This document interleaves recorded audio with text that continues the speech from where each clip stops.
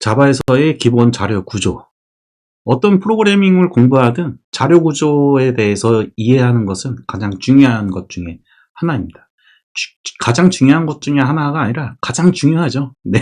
이거를 이해를 해야 우리가 앞으로 뭐 웹 애플리케이션을 만들든 뭐 모바일로 뭘 만들든 구현할 때, 프로그래밍을 할 때 그 데이터가 움직이는 동작을 이해함으로써 프로그래밍을 할 수 있게 되는 거죠. 우리가 앞서 이제 자바 기초 문법에 대해서 공부를 할 때 알고리즘에 대해서 굉장히 연습을 많이 했잖아요. 그것도 자료 구조하고 관련이 있다고 보시면 되겠습니다. 자, 자바에서의 기본 자료 구조를 제가 조금 이 목차를 좀 신경을 썼거든요. 예, 우선 이제 스택, 큐 이런 부분이 있는데 이런 부분은 자료가 어떤 행동을 통해서 데이터를 넣고 꺼내고 만드는지에 대한 내용이라고 보시면 되고요. 그 다음에 자바에서는 이런 자료 구조를 컬렉션 프레임워크라고 하는데 이 컬렉션 프레임워크를 얘기하는 게 바로 리스트, 셋, 맵 이 세 가지를 얘기를 하고 있습니다. 가장 우리가 코딩을 많이 하는 부분이기도 하니까 이 부분은 특히 신경을 써서 하셔야 되고요. 그 다음에 이터러블, 이터레이터, 컴퍼레이터와 컴퍼러블 요 네 가지는 정렬과 관련된 부분입니다. 우리가 데이터를 만들었는데 뭐 문자열이면 문자열 순서대로 ABC 순서대로 쭉 이렇게 정렬하는 거. 그 다음에 뭐 예를 들어서 우리가 클래스를 하나 만들었는데 그 클래스를 참조 타입이라고 했죠. 그 참조 타입들을 정렬하는 방법을 정의하는 법. 이런 것들이라고 보시면 되고, 자료라고 하는 것은 이렇게 여러 개가 모여 있잖아요. 모여 있으니까 얘네들을 하나씩 하나씩 순환해서 꺼내와야 되겠죠. 그때 사용하는 게 이터러블, 이터레이터라고 하는 겁니다. 이 두 가지는 우리가 알고리즘을 짤 때, 그 다음에 로직을 짤 때 반드시 갖추고 있어야 될 성질이라고 보시면 되겠죠. 자, 이런 순서대로 오늘 진행을 해보도록 하겠습니다. 우선 자바에서의 기본 구조는 아까 말씀드렸다시피 자바에서는 컬렉션 프레임워크이라고 해가지고 자바에서 코딩을 하다가 컬렉션 어쩌고 저쩌고 나오면은 자료 구조다 이렇게 생각을 하시면 되겠습니다. 자, 첫 번째로 스택하고 큐에 대해서 좀 얘기를 해보도록 하겠습니다. 스택하고 큐는 자료 구조의 행동이 어떠한 필요한 행동들이 있는가에 대해서 살펴보는 거라고 말씀을 드렸고요. 우선 스택을 보도록 하겠습니다. 스택은 리포. 여기 이제 물류를 좀 공부하신 분들은 이해하기 쉬우실 텐데요. 나중에 들어간 것을 제일 먼저 꺼내온다.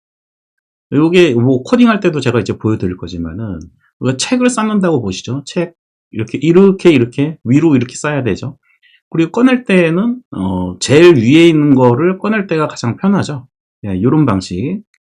그래서 제일 마지막에 들어간 거를 제일 먼저 꺼내는 거, 이거를 스택이라고 얘기를 합니다. 스택에서 필요한 행동은 다음과 같습니다. 푸시, 팝, 그 다음에 픽이 뭐냐면은 우선 푸시를 먼저 설명드려야 되겠죠. 푸시는 책을 쌓는 거라고 보면 되겠습니다. 이렇게. 그 다음에 팝이라고 하는 것은 이렇게 쌓여 있으니 제일 위에 있는 거를 꺼내오는 거.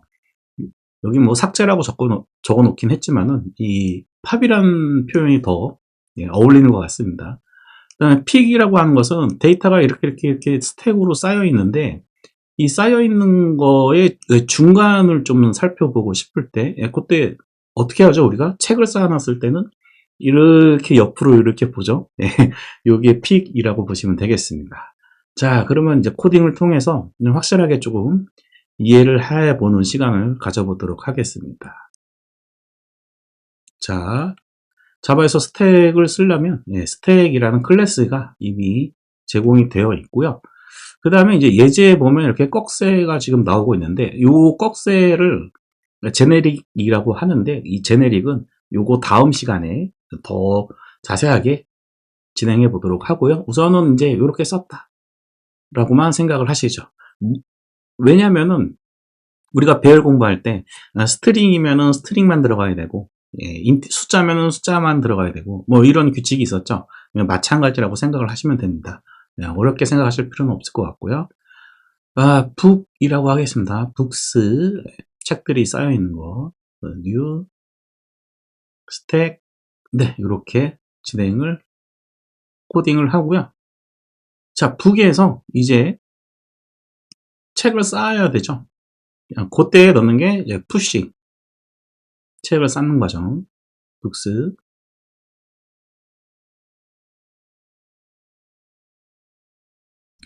한 4개 정도만 넣어보죠.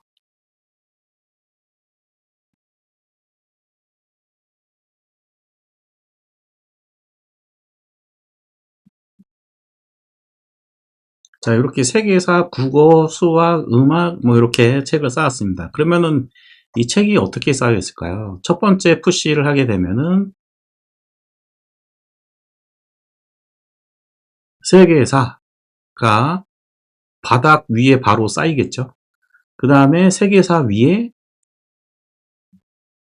국어가 쌓여 있을 거고, 그 위에 수학, 그 위에 음악, 네, 이런 방식으로 쌓여 있을 겁니다. 자, 이제 쌓는 거는 우리가 했으니까, 이제 꺼내오는 걸 해야 되겠죠? 꺼내올 때는 팝이라고 얘기를 합니다. 자, 북스에서 첫 번째 팝을 해볼게요. 처음에 팝을 하면은 얘가 나와야 되겠죠? 음악이 가장 늦게 쌓아놨으니까, 가장 늦게 쌓인 거를 가장 먼저 꺼내오는 거. 리포라고 얘기를 하죠. 그래서 뭐라고 나오냐면은 음악이라고 나올 겁니다. 한번 얘를 출력을 해보죠.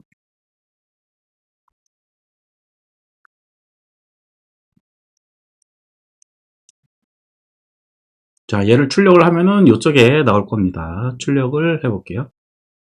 런. 네, 음악이라고 나왔죠. 그 다음에 팝을 한 번 더 하면은 지금 음악이 이제 꺼내진 상태잖아요. 꺼내진 상태니까 이번에는 수학이라고 나와야 될 겁니다. 이렇게 나와야 되겠죠. 얘는 이제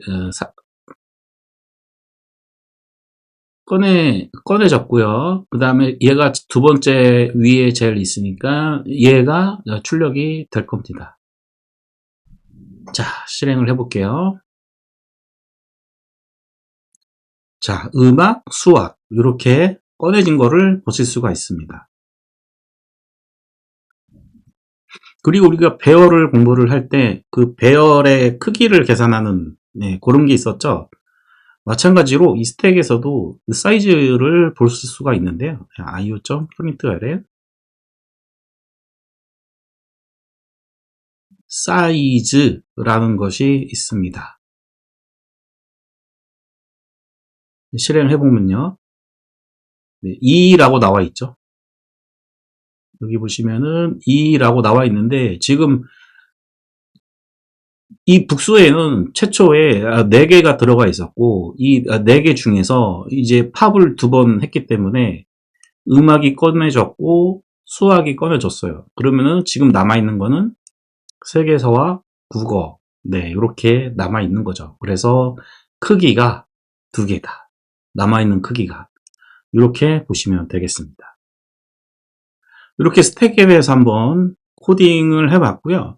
예제에 보시면 여기 픽이 있거든요.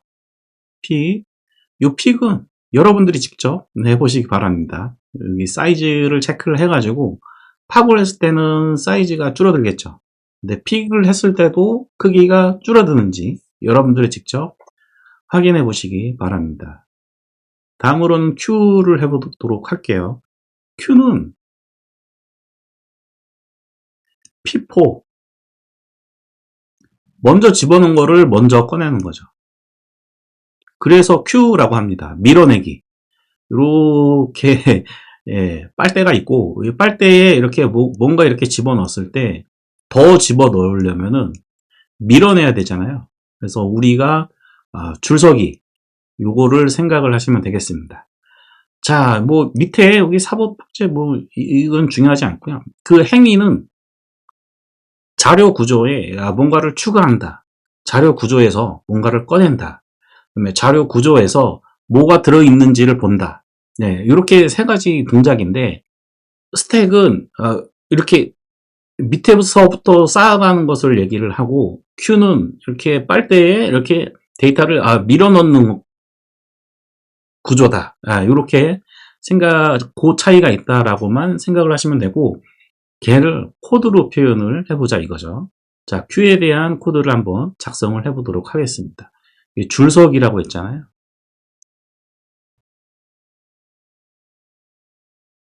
Q, 스트링, 웨이팅이라고 하죠. 그리고 여기 보시면은 지금 스택 같은 경우에는 자바에서 스택이라는 클래스를 지원을 해주는데 Q 같은 경우에는 이런 Q가 퍼스트 인 퍼스트 아웃이라고 했잖아요. 그래서 피포 방식의 이런 자료 구조에 대한 행위를 갖고 있는 애들이 기본적으로 동작하기 때문에 대부분의 이 우리가 뒤에서 배울 뭐 리스트라든지 이런 것들 있죠. 리스트가 Q로 동작한다라는 것을 뭐 간접적으로 조금 보여주고 있는 예제이기도 합니다. 그래서 우리가 리스트를 컬렉션 프레임워크에서 리스트를 사용할 때 얘네들은 내부적으로 Q를 사용한다. 이 정도로만 알고 계시면 도 될 것 같습니다. 그래서 이제 Q는 인터페이스고 Q라는 클래스는 없습니다. Q라는 인터페이스를 구현한 구현 클래스들이 뭐 리스트들이 굉장히 많이 있거든요. 그 중에 하나를 대표적인 거를 링크드 리스트를 사용을 해보도록 하겠습니다. 자료를 추가하는 방법은 여기서는 리스트에서는 add를 사용하거든요. 그래서 add 이렇게 사용을 하면 되는데 우리가 지금 Q를 공부하고 있는 입장이니까 add보다는 여기 나와 있는 예제대로 offer, pick, poll 이런 거를 한번 사용을 해보도록 하겠습니다. 이거는 우리가 이제 공부하는 거니까 개념을 익히기 위해서 공부하는 거니까 뭐 그냥 poll, offer 여기서만 사용이 되고 거의 우리가 컬렉션 프레임워크의 리스트를 사용할 때는 add를 제일 많이 사용하니까 공부하는 입장에서 이 정도 offer, poll 이 정도만 이해를 하시면 되겠습니다. 자, waiting.offer 이게 데이터를 추가하는 거라고 그랬죠. 첫 번째.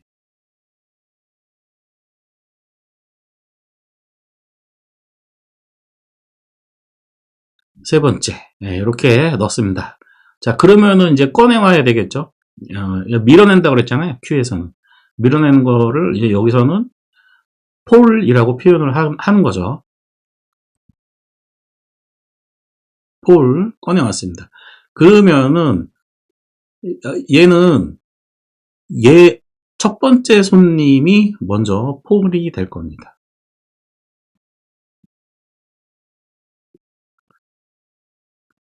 자, 실행을 해볼게요.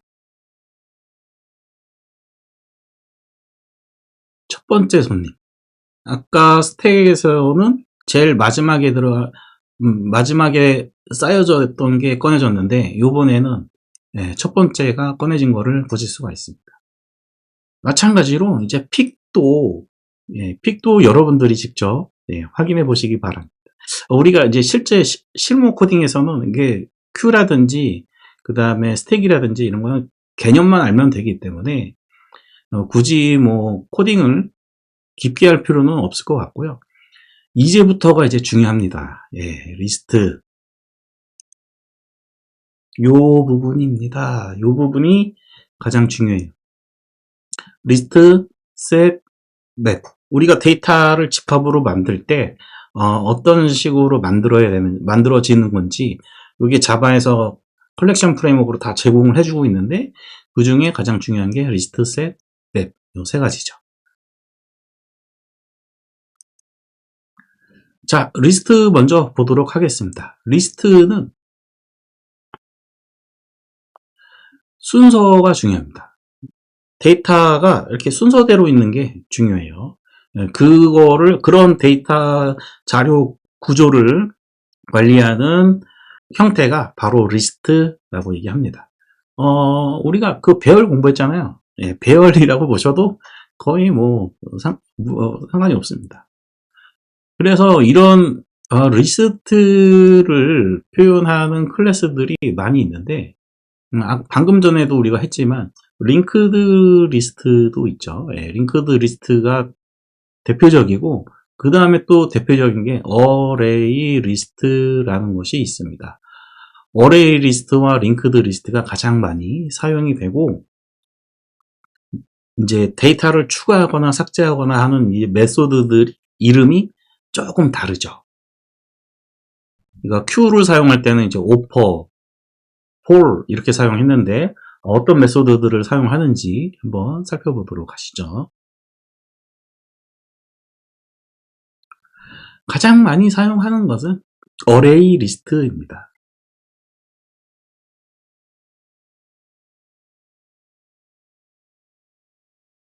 이런 질문을 하시는 분들도 계세요. 어레이 리스트하고 링크드 리스트하고 무슨 차이가 있어요? 라고 질문하시는 분들이 계신데, 그거는 리스트를 구현하는 내부 알고리즘 있죠. 예, 내부 알고리즘의 차이라고 보시면 되겠습니다. 우리가 리스트만 공부하는 입장에서는 일단 어레이 리스트랑 링크드 리스트가 가장 많이 사용이 된다. 내부적인 구현 알고리즘만 다르다. 이렇게 생각을 하시면 되겠습니다. 자, 데이터를 이제 추가를 해야 되니까요.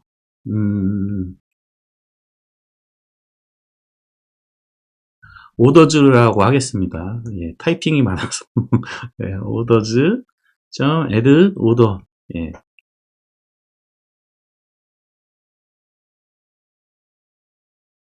샌드위치. 네, 이렇게 목록 두 개를 만든 거죠.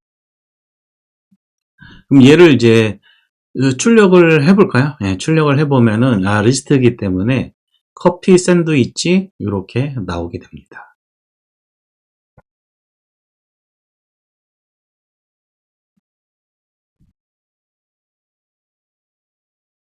네, 이렇게 하게 되면은 예상대로 커피 샌드위치라고 나올 겁니다. 자, 실행을 해보도록 하시죠. 네, 커피 샌드위치 이렇게 나온 거를 보실 수가 있습니다. 자, 꺼내올 때 아까 우리가 앞에서 위에서 봤지만은 리스트 계열들은 Q를 이제 구현하는 그런 형태로 되어 있다라고 일단 개념적으로 우리가 이해를 하고 있으면 되는데, 데이터가 이렇게 항상 그냥 꺼내오기만 하는 게 아니라 중간에서 꺼내오고 싶을 때도 있을 거 아니에요? 그럴 때 사용을 하는 게 우리가 배열에서 인덱스를 사용했듯이 사용할 수가 있습니다. 그때 사용하는 게 인덱스를 쓰긴 쓰는데 메소드가 따로 있어요. orders.get이라는 게 있습니다. 지금 여기에 데이터가 두 개 들어와 있잖아요. 커피랑 샌드위치. 그러면 우리가 배열에서 첫 번째에 시작하는 인덱스는 0이었죠. 0 이렇게 꺼내오면은 아니었죠. 프린트. 얘는 커피가 나와야 됩니다. 자, 실행해 볼게요.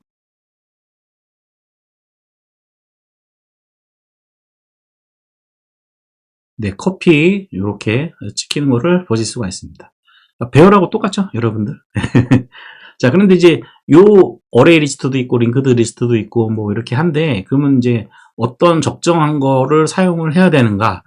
대한 문제는 여러분들이 저기 AI한테 질문하시면 아주 잘 나오니까 직접 한번 조사를 해보시기 바랍니다. 자, 다음으로는 이제 셋입니다. 셋. 셋은 여기 중복 허용 안 됨이라고 되어 있죠. 예. 자, 여기서 리스트에서 커피를 한 번 더 이렇게 넣어 볼게요. 또 넣어 볼게요. 그럼 커피가 지금 3개가 추가가 되어 있죠. 얘네들을 이제 출력을 해보면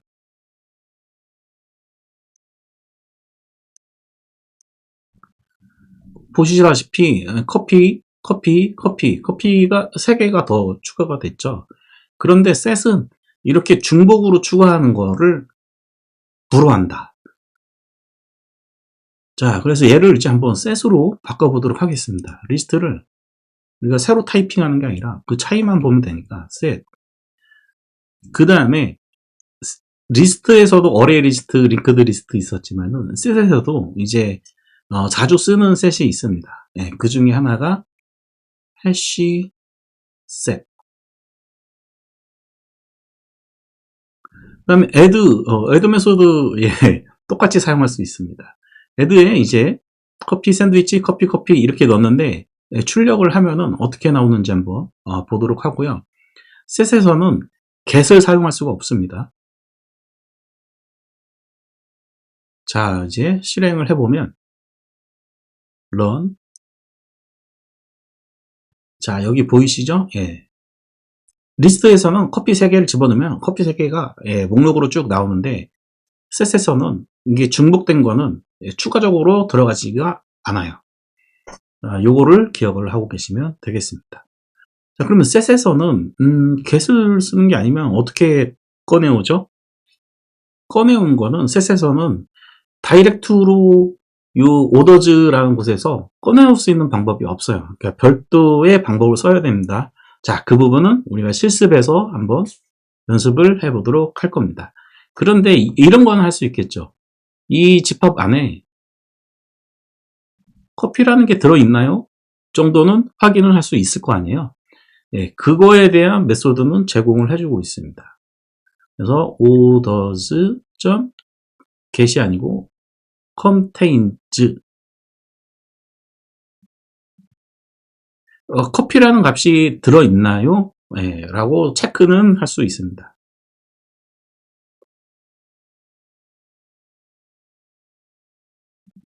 그럼 그 결과값은 있다, 없다.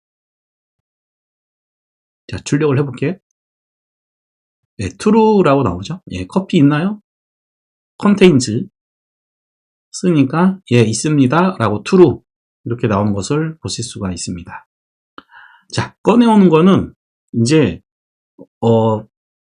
그 리스트 같은 경우에는 인덱스가 있으니까 인덱스로 이렇게 꺼내오면 되는데 셋 같은 경우에는 일단 그 값이 있는지 없는지 체크를 해야 되고 그런 다음에 있으면은 꺼내와야 되겠죠. 그 꺼내올 때의 방법과 관련해서는 이제 우리가 조금 뒤에 배울 이터러블 요거에 의해서 뭔가 반복적으로 이 셋에 들어있는 전체 데이터를 조사하면서 컨테인즈로 조사하면서 있어? 그러면 꺼내와. 예, 이렇게 만들어야 되는 거겠죠.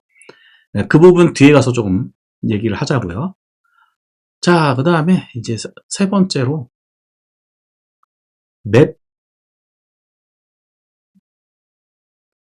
맵에는 일단 아까 얘기했던 스택 큐하고는 좀 성질이 조금 달라요. 다름에도 불구하고 일단 자바에서는 컬렉션 프레임워크이라는 곳에 이렇게 구현이 되어 있고 맵은 그 의미만 조금 이해를 하시고 그 사용법을 좀 알아보는 시간을 가져보도록 하겠습니다.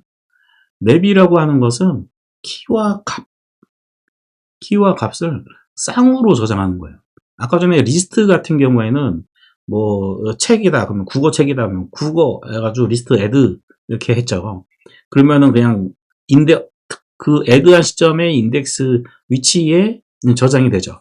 그 다음에 셋 같은 경우에는 만약에 커피를 추가를 했다 그러면은 그 커피라는 단어가 커피라는 게 데이터가 있는지 없는지를 검사를 해가지고 없으면은 집어넣고 있으면은 안 집어넣죠. 이게 셋이라고 보시면 되고, 맵은 키하고 값. 예를 들어서 여기 예제에서 보시다시피 사람 이름이랑 뭐 점수, 홍길동은 몇 점, 강감찬은 몇 점, 이렇게 키와 값을 쌍으로 저장하는 것, 얘가 바로 맵이라고 얘기를 합니다. 자, 맵으로 우리가 데이터를 관리를 하게 되면은 키를 가지고 우리가 값을 꺼내올 수 있다는 장점이 있죠. 리스트는 인덱스로 꺼내와야 되고, 맵은 안에 들어있는 데이터를 다 조사해서 꺼내와야 되고, 셋은 그렇죠. 그 다음에 맵은 내가 원하는 키로 값을 꺼내올 수 있고, 이런 차이가 있다라고 보시면 되겠습니다. 자, 코드를 통해서 한번 보시면은 어렵지 않아요. 자, 맵은 키와 값의 쌍이라고 했잖아요. 그래서 스트링, 그 다음에 인티저. 이게 어떤 의미냐면은 첫 번째 파라미터는 키의 타입, 두 번째는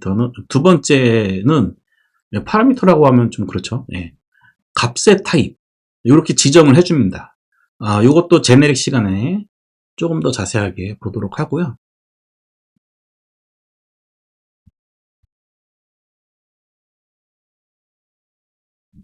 스코어스, 뷰, 맵도 마찬가지로 이제 자주 사용되는 맵 클래스들이 있는데 그 중에서 많이 사용이 되는 게 해시맵. 자, 이걸 왜 어떤 구현 맵을 사용해야 되는지는 여러분들이 조사를 하시면 됩니다. 이거는 내부 구현 알고리즘에 따라서 달라지는 거니까요. 자, 스코어즈의 맵 같은 경우에는 이제 add를 사용하지 않고 셋이나 리스트는 add를 사용했었죠. 맵에서는 put을 사용을 합니다. 그래서 키와 value 두 가지를 지정해서 넣어줘야 되죠. 그리고 팁을 좀 드리자면은 이제 여러분들도 조금씩 코딩을 하시니까 이렇게 작성하다 보면 put을 할 때 키, 그 다음에 value 이렇게 뭔가 뜨죠. 이게 바로 키, 그 다음에 value 두 개의 파라미터를 필요로 한다 라고 얘기를 해주는 거고, 그럼 여기 스트링하고 인티저는 어디서 결정이 난 거냐? 여기서 결정이 난 거죠. 여기서 지정해준 타입이 여기에 나타나고 여기에 나타나게 됩니다. 자, 인티저를 스트링으로 바꿔볼까요? 자, 바꿨어요. 바꾸고 가만히 마우스를 올려보면은 이번에는 value가 스트링으로 바뀌었죠. 제네릭은 일단 기본적으로 이 정도만 하셔도 성공. 자, 다시 바꿀게요.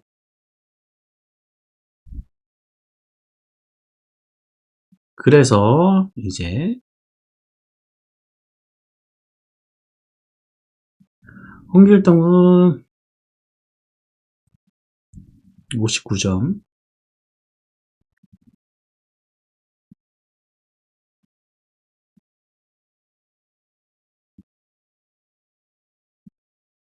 이렇게 데이터를 스코어즈에 넣었습니다. 넣었고 꺼내올 때 그때 사용하는 것은 get입니다. get. 우리 리스트에서도 get을 사용했었죠. 그래서 데이터 자료 구조에서 뭔가 꺼내오는 거는 이제는 push라고 생각을 하시면 돼요. get이라고 생각을 하시면 돼요. get. 그래서 여기서 여기 보시면은 오브젝트 키라고 돼 있었죠. 우리가 스코어즈에 데이터를 넣을 때 키와 값으로 넣었으니까 이 키를 이용을 해가지고 값을 가져오겠다라는 뜻이에요. 자, 그러면 이제 우리가 홍길동, 매튜, 강감찬을 넣었으니까 이 세 개 중에 키 하나를 입력을 해 주는 거죠. 길동. 이렇게 get을 하게 되면은 얘는 59가 나오겠죠. 자, 출력을 해보도록 하겠습니다.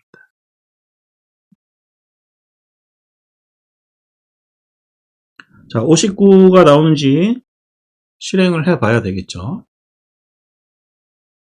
실행. 자, 59. 네, 이렇게 나오는 거를 보실 수가 있습니다. 네, 쉽죠, 여러분들? 예. 매튜도 넣어보고, 강감창도 넣어보고, 네, 이렇게 넣어보시기 바랍니다. 아까 셋 같은 경우에는 중복으로 값을 입력하지 못하게 했는데, 자, 맵도 이렇게 키는 중복이 되는데, 이 뒤에 값을 이렇게 넣으면은 중복으로 넣어지는지, 예, 체크를 해보도록 할게요.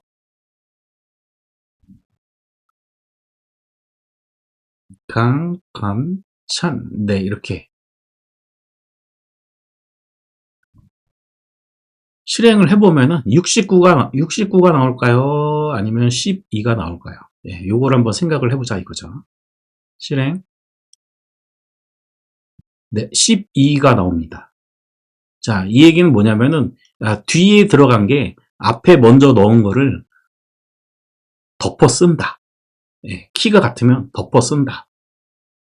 이런 특징도 좀 알아두시면 좋을 것 같습니다. 자, 이제 여기 보시면은 키 목록을 수매하는 방법에 대해서도 얘기가 나왔는데, 요거는 우리가 실습할 때 한번 쫙 연습을 해보도록 하고요. 우선 중요한 거, 이터러블, 그 다음에 컴퍼레이터, 요거를 먼저 진행을 해보도록 하겠습니다. 이터러블,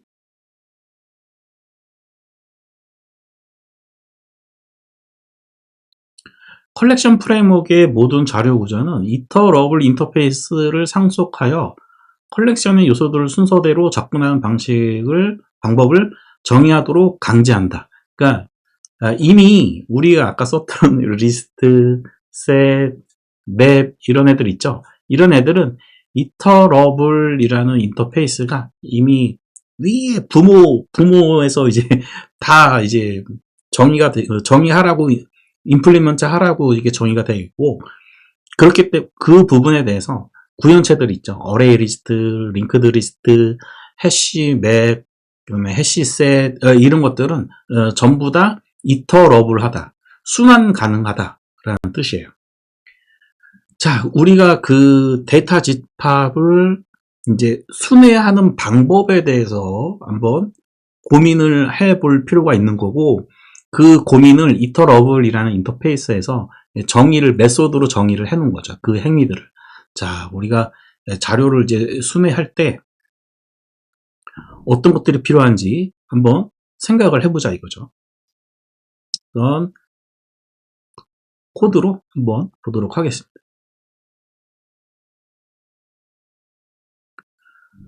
코드라기보다는 우선 그 간단하게 리스트를 한번 생각을 해보도록 하죠. 사람 이름이 있다고 한번 생각을 해봅시다. 매튜, 앨리슨, 아담, 뭐 이렇게 있다라고 리스트가 있어요. 이런 리스트가. 그러면 순회한다라는 얘기는 매튜 갔다가 앨리슨 갔다가 그 다음에 아담 이런 식으로 순차적으로 가는 거죠. 그때 순차적으로 이제 이동을 해야 되는 거잖아요.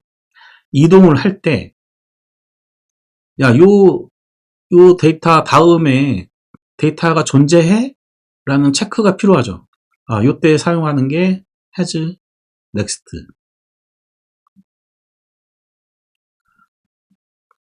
자, 매튜라는 값 뒤에 앨리슨이라는 게 있어. 하면은 얘가 지금 있죠. 여기 있죠.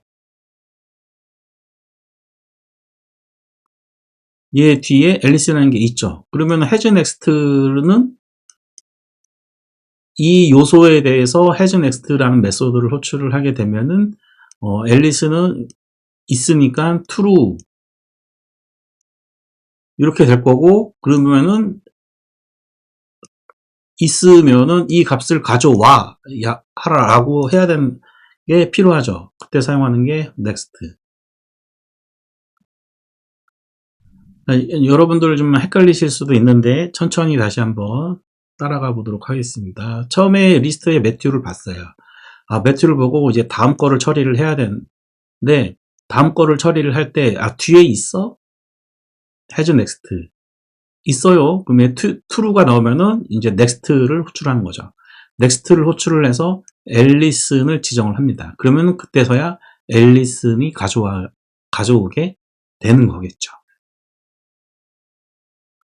자, 그러면 첫 번째는 어떻게 체크할까요? 첫 번째는 이 데이터 자료 구조에 예를 들어서 리스트라고 한다면 리스트에 를 호출해 보면은 사이즈가 0이면은 체크가 가능하겠죠. has next보다는 그렇게 사용을 하시면 되고요. 그 다음에 여기 보시면은 remove가 있는데 remove는 이렇게 순회할 때 remove 하게 되면은 이런 식으로 제거를 하게 되는데 많이 사용되지는 않습니다. 어쨌든 필요한 메서드이긴 하죠. 자, 그러면 이제 우리가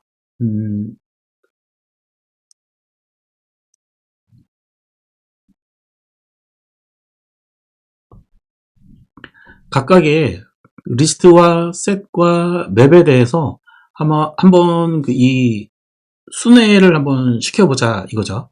결국에는 순회하자라는 얘기는 우리가 폼은 돌려보자, while문 써보자, 뭐 이런 얘기입니다. 자, 그러면은 우선 리스트 한번 먼저 해보도록 하시죠. 리스트.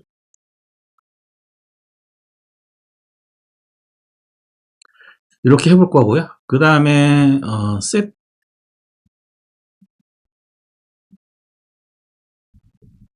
이렇게 해볼 거고요. 그 다음에 맵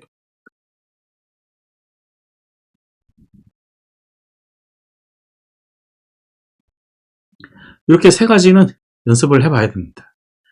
실제로 일단 지금 당장은 보시기만 하시고 보신 다음에 코딩으로 연습을 해 보셔야 됩니다. 자, 리스트는 우리가 인덱스를 이용할 수 있기 때문에 굳이 아까 전에 보셨던 이터러블에서 사용하는 has next하고 next를 사용할 이유가 없어요. 얘는 포문으로 잘 동작을 합니다. 그래서 우리가 포문을 작성을 할 때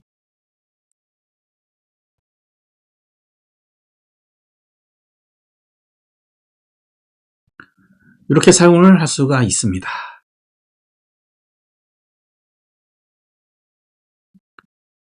자, 출력해 볼게요.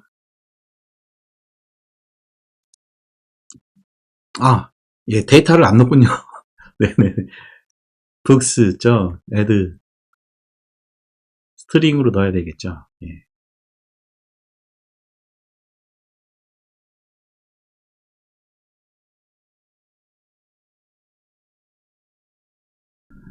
하고 실행을 하면은 국어, 수학, 음악 이렇게 나온 거를 보실 수가 있죠.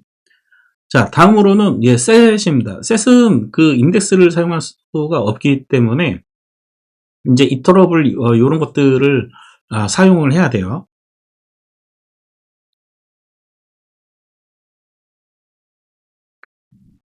그래서 여기 코드를 이제 잠깐 보시면은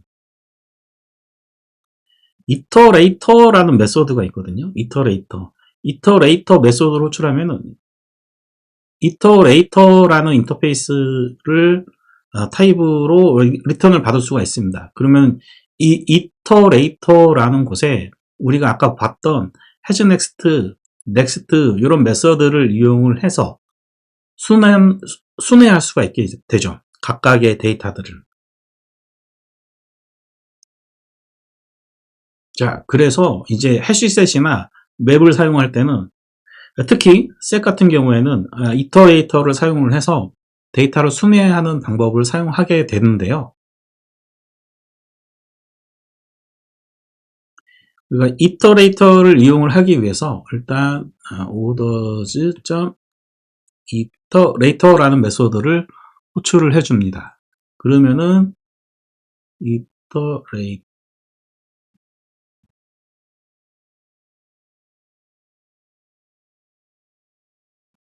이렇게 적어줄 수가 있게 되는 거죠. 여기 요 스트링은 뭔가요? 지금 오더즈에 스트링으로 담겨 있잖아요. 그러니까 이 요소를 순환할 수 있는 구조로 변환한 거예요. 예, 변환할 때 이 값들이 스트링으로 돼 있으니까, 그 요소들이 스트링이다. 라는 거를 지정을 해주는 겁니다. 여기에 뭘 넣어야 될지 잘 모를 때는 이렇게 리터레이터 올려보면은 여기 스트링이라고 나오죠. 예. 자, 그럼 여기에다가 인티저라고 바꿔봅시다. 그러면은 여기 올리면 일단은, 예, 요것도 잠깐 여기 보시면은 이터레이터 올려보면은 인티저라고 돼 있죠. 인티저라고 돼 있는데 이 지금 리턴 받는 게 스트링으로 해놨잖아요. 그럼 요거를 이렇게 맞춰주시면 되는 거예요. 인티저. 예, 잘 모르시면은 이렇게 마우스 올려보시면은 얘의 리턴은 어떻게 온다라는 게 실시간으로 변환이 되죠. 자, 다시 원복시키고요. 자, 그리고 이제 우리가 배운 것 중에 이런 게 있잖아요. 바. 잘 모르시면 그냥 바 넣으시면 됩니다. 근데 잘 모르면 안 되죠. 예. 잘 모르면 안 되고요. 자, 오더에 이제 오더즈의 값을 좀 넣어보도록 하겠습니다. add.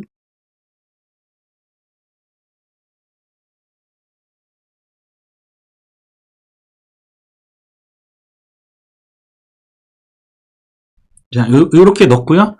그 다음에 이렇게 들어있는 오더즈에 들어있는 값들을 순회할 수 있게끔 이터레이터로 이제 꺼내왔죠. 그럼 얘는 이제 이 값들을 순회할 수 있는 객체라고 보시면 되겠습니다.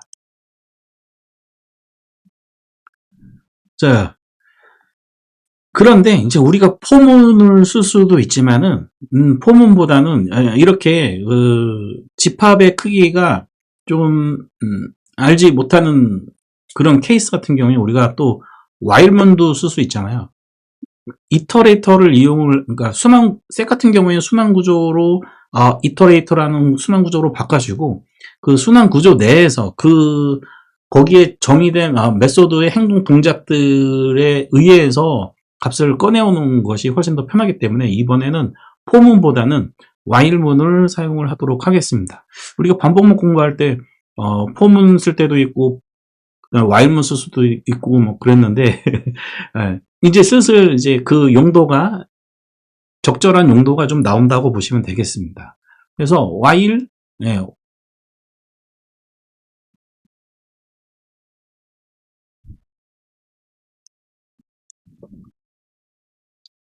일단은 첫 번째 값을 꺼내오려면 그 첫 번째 값이 있는지 없는지 검사를 해야 되겠죠. 그때 사용하는 게 has next, iterator.has next로 검사를 합니다. 그러니까 뒤에 값이 있을 때까지는 계속 이제 순회하면서 값을 꺼내와라는 얘기예요. 근데 꺼내오진 않고 있는지 없는지만 검사하기 때문에 꺼내오는 동작은 따로 작업을 해줘야 된다는 거죠.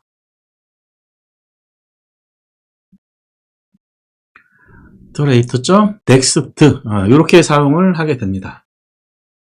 지금 여기 안에 들어가 있는 게 커피, 샌드위치, 쿠키였잖아요.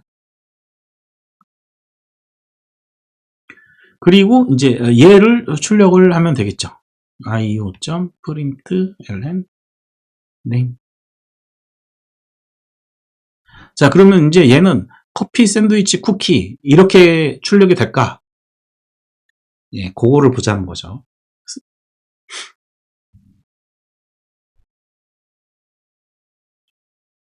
자, 실행을 해보도록 하겠습니다.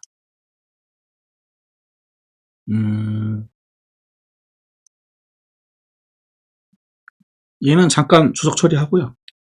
헷갈리니까. 자, 커피, 샌드위치, 쿠키. 지금 커피, 샌드위치, 쿠키. 예, 이렇게 출력이 된 걸 볼 수가 있는데, 데이터를 조금 더 많이 넣어볼까요?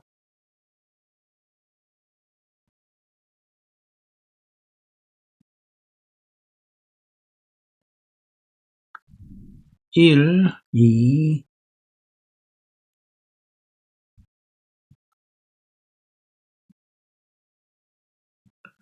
자, 이렇게 데이터를 좀 많이 넣어 봤고요. 그런 다음에 출력을 실행을 해 보도록 할게요. 자, 여기 보이시죠? 데이터를 많이 넣으니까 커피 1, 2, 3, 4, 5, 6 이렇게 저희가 지금 애드한 순서대로 출력이 되는 게 아니라 섞여 있는 상태로 출력이 되는 거를 보실 수가 있습니다. 네, 요거 한번 비교해 보세요. 이렇게. 그러니까 셋은 순서가 없습니다. 그 다음에 리스트는 순서가 있습니다. 요게 중요한 거예요. 그 다음에 셋은 또 하나의 특징이 더 있는데 순서가 없는데 또 중복으로 값을 넣을 수도 없어요. 예, 요게 특징이라고 하는 것이죠. 자, 그 다음에 이제 마지막으로 맵을 보도록 하겠습니다.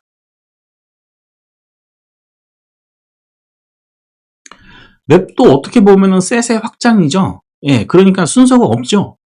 그 순서가 없는 거에 대해서는 이제 포문보다는 인덱스를 사용할 수 없으니까 포문보다는 뭘 사용해야 한다고요? 네, 와일문을 사용을 해야 될 것 같죠. 예, 그런데 맵에는 이런 게 있습니다. 우선 이제 맵에 대한 데이터를 세팅을 하고요.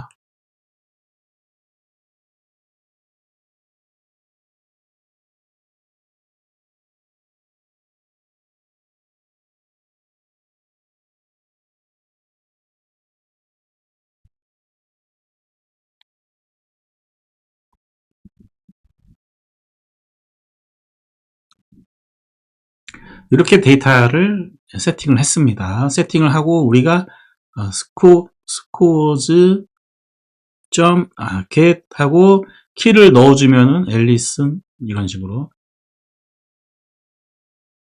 이렇게 꺼내 오게 되면은 얘는 지금 23이니까 23이라는 값을 가져올 겁니다. 그런데 우리가 하려고 하는 것은 이 모든 맵에 있는 키들을 순환해서 거기 안에 들어가 있는 값을 꺼내고 싶은 거거든요. 자, 이럴 때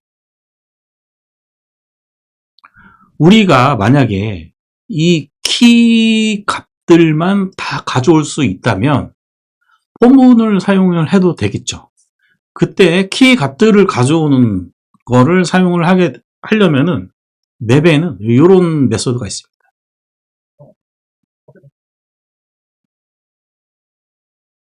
키셋이라는 게 있습니다. 키셋.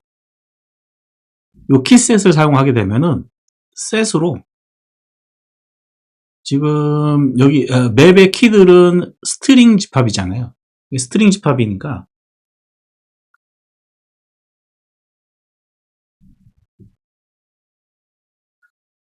이렇게 받아올 수가 있습니다. 그러면 우리가 셋을 순환하는 방법에 대해서 배웠죠. 셋을 순환하는 방법. 네, while문 이렇게 next 써가지고 하는 방법. 걔를 이용을 하면은 결국에는 그 키 값으로 이렇게 get을 해주면 이거 다 코딩 해드리면은 여러분들 또 안 하실 텐데. 자, 해보도록 하겠습니다. quiz has next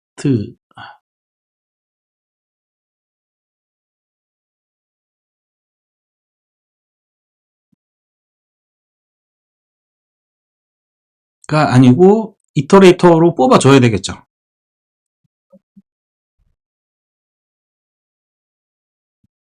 이렇게 해주고 그 다음에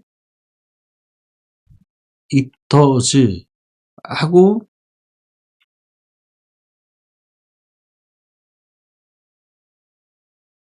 또 점 넥스트 하고 여러분들 벌써부터 머리 아파하시는 분들도 계실 것 같은데 키 스코어즈 점 get 할 때 키 이렇게 너무 빠르다고 느끼신 분들은 천천히 돌리시거나 여러 번 보시기를 부탁드리고요. 이런 식으로 가져올 수가 있겠죠.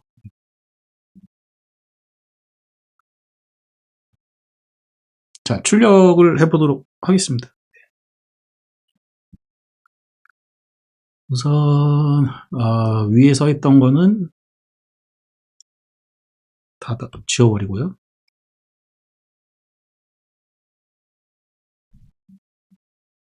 런.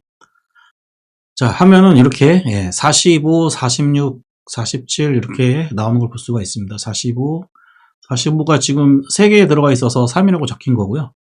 이런 식으로 값이 출력이 되는 것을 보실 수가 있습니다. 값을 꺼내올 수가 있죠. 자, 그런데 자, 맵을 사용하는 이런 요령들 있잖아요. 이런 요령들이 한 가지 방법만 있는 게 아니고 여러 가지 방법이 있어요. 지금은 이제 키셋이라는 메서드를 이용을 해가지고 얘를 이용을 해가지고 키 집합들을 꺼내온 다음에 얘를 순환하면서 키들을 꺼내와서 그 키를 이용을 해서 맵에 들어있는 값을 가져온 거죠. 이런 요령도 있고, 그다음에 어떨 때는 키하고 값을 동시에 표현하고 싶을 때도 있잖아요. 동시에 이용하고 싶을 때도 있을 거예요. 그때 사용하는 게 맵 엔트리라고 하는 겁니다. 맵 엔트리. 그래서 맵 엔트리를 사용할 경우에는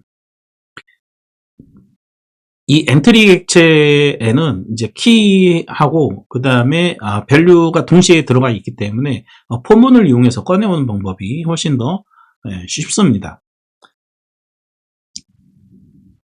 자, 요거는 이제 지우고 엔트리를 한번 이용을 해보도록 할게요.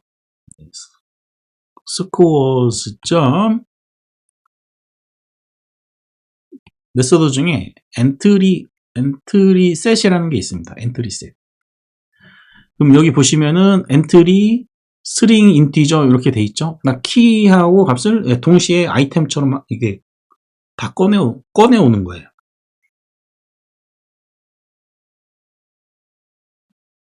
자, 엔트리 셋.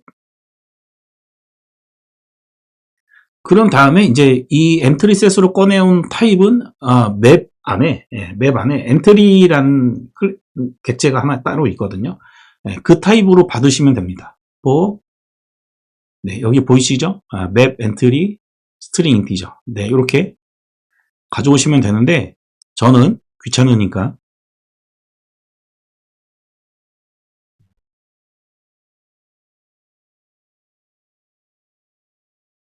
이렇게 하겠습니다. 자, 이렇게 하신 다음에 키는 스트링 집합이니까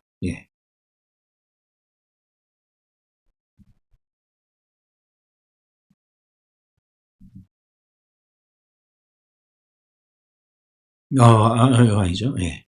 이거 발을 쓰다 보면은 실수를 할 수가 있으니까 키 이렇게 하게 되면 키만 가져오게 되는 거고요.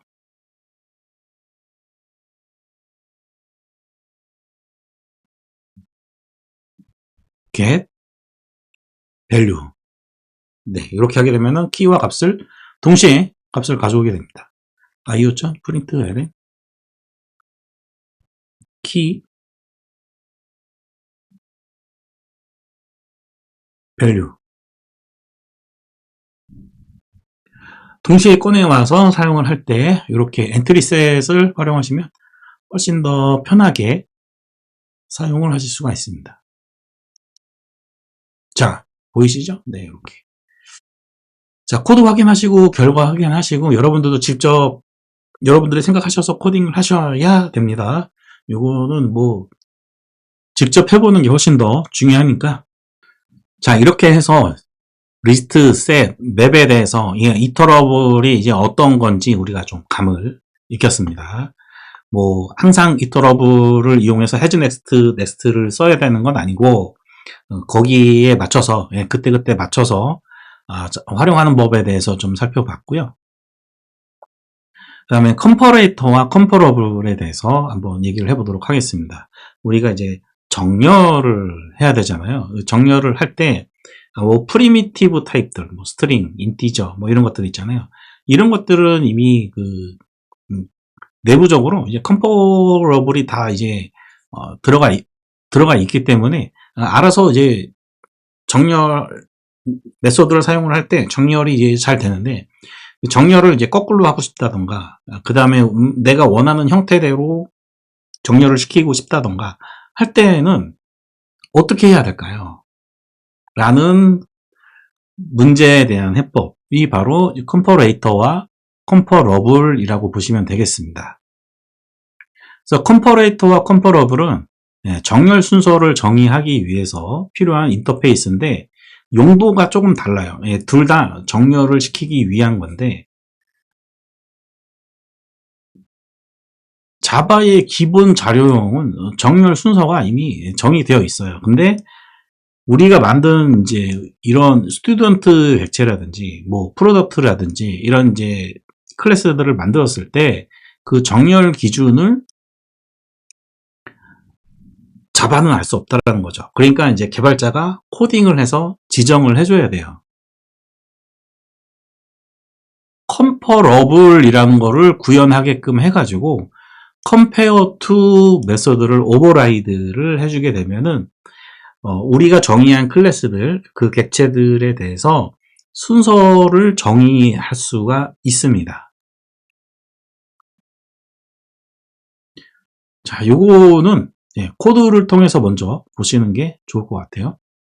자, 여기 보면은 예제에는 스튜던트 컴퍼러블 어쩌고저쩌고 있는데, 우선 그 순서가 있는 자료 구조는 뭐였죠? 리스트였잖아요. 그러니까 리스트로 이제 컴퍼러블하고 컴퍼레이터에 대해서 좀 살펴보도록 하겠습니다. 일일이 타이핑 하기 전에 리스트, 스트링에 대해서 정렬을 한번 해보도록 하죠. names, new array list.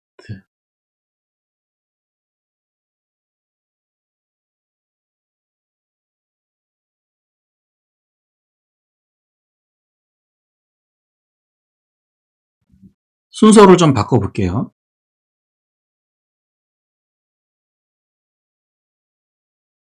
자, 이렇게 바꿨는데, 이게 지금 정렬이 안 된 상태죠. 정렬이 안 된 상태인데, 얘를 이제 정렬을 해 주려면은, collections라는 클래스가 존재합니다. util 클래스예요. 여기서 이제 sort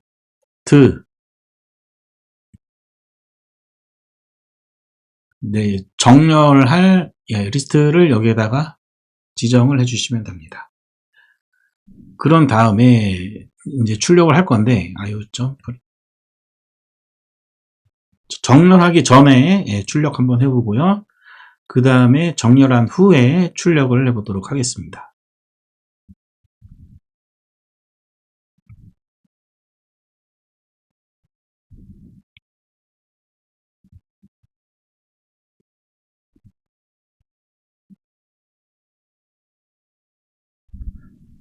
자, 실행해 보겠습니다. 정렬하기 전에는 이렇게 돼 있었는데 정렬을 하니까 ABC, ABC1, ABC2 이런 식으로 되어 있는 거를 보실 수가 있습니다. 자, 여기 내용을 보면은 컴퍼러블을 이용한 자연적인 순서, 우리가 이제 기본적으로 이제 스트링, 인티저 뭐 이런 것들은 자연적으로 이제 어떤 순서대로 정렬을 하라고 기본적인 디폴트 값이 정해져 있어요. 근데 그거를 이제 우리가 바꿔야 되죠. 그 바꾸는 거는 이제 여러분들이 알아서 좀 해보시고요. 이번에는 여기 예제에서 나온 것처럼 스튜던트 있죠. 이 스튜던트라는 이 클래스 객체가 있는데 이 클래스 객체에 컴퍼러블이라는 것을 어떻게 이용하는지 한번 보도록 할게요.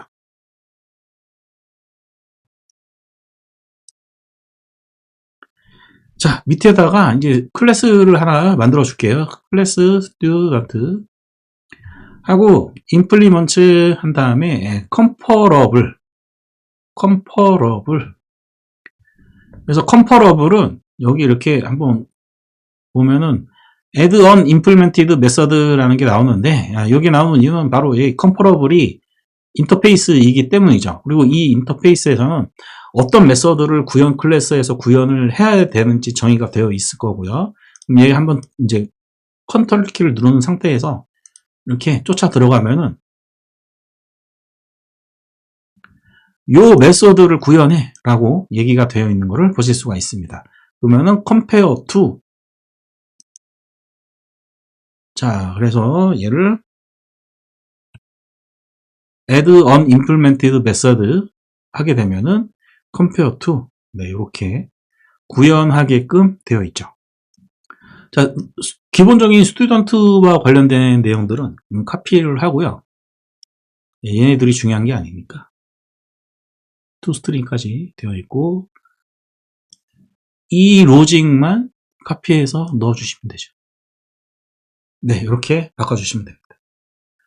그러니까 점수로, 여기 보시면은 이제 인트잖아요. 그래서 정렬이 여기 이제 점수를, 학생 점수를 빼기를 했는데, 얘가 양일 때, 0일 때, 음일 때, 이렇게 나오거든요. 그래서 0보다 클 때, 0보다 작을 때, 그 다음에 0일 때를 구분하기 위해서 이 리턴 값이 int라고 되어 있고, 그 0보다 크냐, 0보다 작냐에 따라서 그 조건을 넣어준 거고, 그 조건에 따라서 정렬이 오름차순이 될지 내림차순이 될지 결정을 하게 됩니다.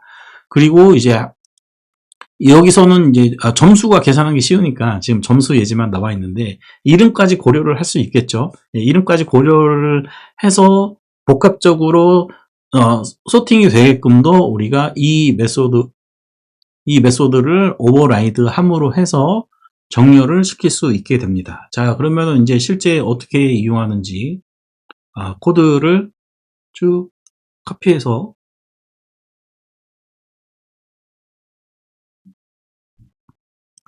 보도록 하겠습니다. 스튜던트에 이렇게 김민수, 박서준, 이지은, 최윤아 이렇게 넣었고요. 그리고 나서 여기 초기에 뭐 넣는지는 뭐 프린트할 필요 없을 것 같고, 컴퍼러블 인터페이스를 이용을 해서 우리가 소트를 하는 거죠. 그리고 나서 소트한 리스트, 이 스튜던트 리스트를 출력을 해보면은 어떤 순서로 나오는지, 지금 우리는 스코어로 정렬을 하게끔 만들어 놨으니까 실행을 해보면요. 김민수, 박서준, 이지은 이런 순서로 저희가 리스트를 만들어 놨었는데, 정렬을 하고 나서는 점수별로 정렬이 돼가지고 박서준, 김민수, 이지은, 최윤아 이런 식으로 점수 순으로 내림차순으로 정렬이 된 것을 볼 수가 있습니다. 자, 이게 어떻게 동작하는지를 조금 이제 살펴봐야 되겠죠. 처음에는 김민수를 불러왔겠죠. 그래서 김민수하고 그 다음에 뒤에 박서준이잖아요. 김민수하고 박서준 이런 순서대로 넣었었는데, 김민수가 처음 들어갔었고 박서준이 처음 들어갔었는데, 그러면은 김민수 기준으로 점수가 몇 점이죠? 80점이죠. 내 점수가 80점. 그 다음에 박서준이 95점이죠. 박서준. 얘가 박서준이 여기 들어오게 되는 거예요. 95점. 그런데 80점에서 빼기 95점 하니까 마이너스가 나왔죠. 0보다 작은 마이너스가 나왔죠. 마이너스 음수가 나오면은 자리 바꿈을 시켜줍니다. 그 역할을 내부적으로 하는 게 요 컴퍼러블의 compare to 메소드를 구현했을 때의 동작입니다. 자, 여러분들이 이거하고 이거의 순서를 바꾸게 되면 어떻게 되죠? 지금은 내림차순이지만 얘하고 얘를 앞뒤를 바꿔서 빼기를 앞뒤로 바꿔주면은 오름차순으로 정렬이 되겠죠. 이런 것들을 여러분들이 실제로 코드를 바꿔가면서 테스트를 해보시기 바랍니다. 자, 이렇게 해서 오늘 할 이 자바에서의 기본 자료 구조에 대해서 쭉 한번 얘기를 해봤고요. 여기서 가장 중요한 거는 리스트 셋 맵, 요겁니다. 요거에 대해서 확실하게 여러분들이 손에 익히셔야 돼요. 뭐 폼문을 쓰든 와이문을 쓰든 어쨌든 반복, 이런 데이터 집합들은 반복되는 거하고 관련이 있기 때문에 이터러블의 사용법에 대해서 아까 기초적인 이터레이터 메서드가 하나 있었잖아요. 그 메서드를 좀 활용하는 방법에 대해서 조금 더 연구를 해 보시고요. 그 다음에 이제 정렬을 하기 위해서는 컴퍼레이터와 컴퍼러블에 대해서 여기서 조금 더 깊게 공부를 하셔야 됩니다. 그 내용이 이제 실습하기에서 더 자세하게 공부하는 문제를 제가 넣어놨으니까. 자, 맵은 이터러블 하지 않으므로 직접적으로 반복문을 사용할 수 없다. 자, 제가 이 실습에 대한 문제는 아까 제가 해설을 좀 해드렸죠, 미리. 그래서 엔트리셋을 이용하는 방법이 있었고, 그 다음에 키셋을 이용해서 키 집합을 꺼내와서 사용하는 방법도 알려드렸고, 다른 방법이 또 있는지 여러분들 좀 더 연구를 해 보시고요. 우리가 뒤에 챕터에서 스트림이라는 걸 배울 거예요. 그때는 이런 거 쓸 이유가 없습니다. 자, 하지만은 여러분들이 코드로 연습을 해 두셔야 됩니다. 두 번째 실습이 바로 이제 컴퍼레이터와 컴퍼러블을 조금 더 깊게 공부하세요 라는 의도로 문제를 만들어 놨습니다. 그래서 잠깐 조금 해설을 해 드리자면은 컴퍼러블, 아까 전에 우리가 컴퍼러블 인터페이스를 임플리먼트 해가지고 compare to, 여기 옆에 있네요. compare to 메서드를 사용하는 부분이 있었죠. 그래서 컴퍼러블은 나를 어떻게 정렬해야 되는지를 정의하는 곳. 여기 나라고 하는 것은 여기서는 이제 스튜던트 클래스죠. 그러니까 클래스가 어떻게 정렬해야 되는지를 정의하는 방법은 컴퍼러블을 임플리먼트 해서 하고, 나는 이거를 객체를 만들 때 이렇게 어떻게 정렬할지를 정의하고 싶지 않아. 나중에 정의를 하고 싶어 라고 할 때 사용하는 것은 컴퍼레이터라고 하는 겁니다. 요 두 가지에 대해서 여러분들이 AI 챗 이용하셔서 두 개 차이에 대한 코드 보여줘 하고, 그런 다음에 코드 연습 하시면 될 것 같습니다. 이렇게 해서 자바에서의 기본 자료 구조에 대해서 알아보고 다음 시간에 만나도록 하겠습니다.